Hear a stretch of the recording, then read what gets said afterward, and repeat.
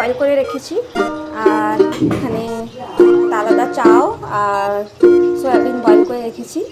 যে আমার বাবা চাও খায় না বলে বাবার জন্য ম্যাগি করে দিলাম, আর আমি আমার জন্য এদিকে চাও করে দিচ্ছি, এদিকে খাবো। ভেজিটেবলগুলো রেডি করে নিয়েছি।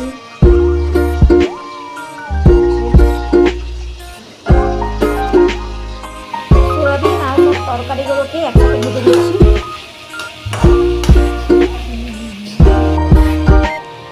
মধ্যে হলুদ, একটু লবণ দিয়েছি, একটু জিরা পাউডার দিয়েছি, দিচ্ছি একটু।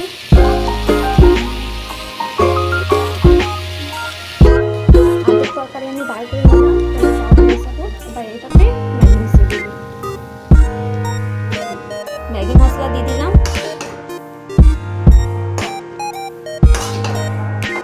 একটু লবণ মিশিয়ে দিব। আর এই যে ম্যাগি রেডি হয়ে গেছে।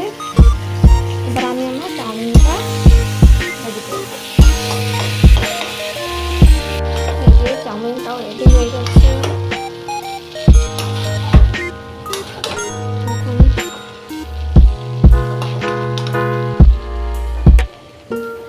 ম্যাগি আছে,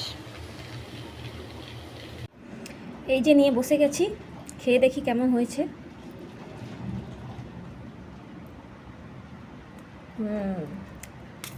ইয়ামি। ভিডিওটা কেমন লাগলো কমেন্টে জানাবে, আর নতুন আছেন তাহলে সাবস্ক্রাইব করে দেবে। আবার দেখা হবে নতুন ভিডিওতে একটা নতুন রেসিপি নিয়ে।